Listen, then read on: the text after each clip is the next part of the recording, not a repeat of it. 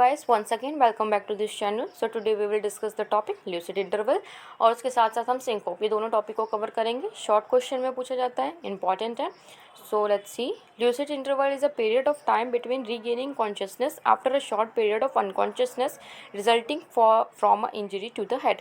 हमारे हेड में, हमारे सर में किसी तरीके की कोई इंजरी हो जा रही है, कोई आके मार दे रहा है, सर पे ब्लोन हो जा रहा है, तो किसी तरह की कोई इंजरी होने के कारण से जो टाइम पीरियड होता है, जो टाइम गैप होता है हमारे अनकॉन्शियसनेस और कॉन्शियसनेस के बीच में, ठीक है, जब हम बेहोश हो रहे हैं और जब हमें होश आ रहा है, उस समय, वो जिस दिन समय में होश आ रहा है उस टाइम पीरियड को कहेंगे ल्यूसिड इंटरवल. ठीक है. After the onset of neurological sign and symptom caused by that injury. Period जो हो सकता है वो कुछ मिनट्स के लिए भी हो सकता है, कुछ घंटों के लिए भी हो सकता है और कुछ दिनों के लिए भी हो सकता है. रल का हाई रिस्क ऑफ डेथ है. ठीक है, मतलब ल्यूसिड इंटरवल ही नहीं कंप्लीट हो पाएगी उसमें, जो क्योंकि रीगेनिंग कॉन्शियसनेस और अनकॉन्शियसनेस के बीच का टाइम पीरियड होता है. राइट. अब देखते हैं इसमें सिंकोप क्या होता है. कि syncope is also known as fainting और पासिंग आउट, चक्कर आना बेसिकली. ठीक है. इसमें क्या होता है कि this is a temporary loss of consciousness with a quick recovery. Suddenly हम कॉन्शियसनेस से अनकॉन्शियसनेस के स्टेज में चले गए, हमें चक्कर आया और हम अनकॉन्शियस हो गए due to sudden temporary drop in amount of blood that flow to your brain. हमारे दिमाग में, हमारे ब्रेन में जो खून पहुंच रहा था सर्कुलेशन के थ्रू, वो नहीं पहुंच पाया, तो अचानक से हमें चक्कर आ गया. सपोज़ कि कभी अब जब बैठ के उठते हो अचानक से, तो बहुत लोग होंगे जिनको चक्कर आता होगा, वो कंडीशन भी एक सिंकोप के कंडीशन में आएगा. It is also happen if you have a sudden drop in blood pressure. आपका सडनली ब्लड प्रेशर कम हो गया या फिर हार्ट रेट कम हो गया. ठीक है. या फिर आपकी बॉडी में उस पर्टिकुलर एरिया में सफिशिएंट अमाउंट ऑफ ब्लड नहीं पहुंच पाया, सफिशिएंट अमाउंट ऑफ ऑक्सीजन नहीं पहुंच पाया, तो इन सब कंडीशंस में सिंकोप देखने को मिलेगा. टाइप ऑफ सिंकोप की बात करें तो वैसोवेगल सिंकोप देखने को मिलता है, सिचुएशनल, कार्डियक सिंकोप, पोस्चुरल और ऑर्थोस्टैटिक सिंकोप, न्यूरोजेनिक और आइडियोपैथिक सिंकोप. तो टोटल 6 तरीके के. आइडियोपैथिक बेसिकली अननोन होता है. ठीक है. और बाकी तो सब उसके नाम पे डिपेंड है, न्यूरोलॉजिकल से यानी नर्व से रिलेटेड और सब है.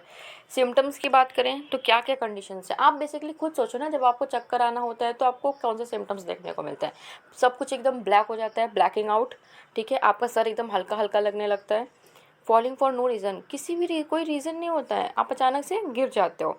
Feeling dizziness, feeling drowsy, groggy, fainting specially after eating और एक्सरसाइजिंग. ठीक है.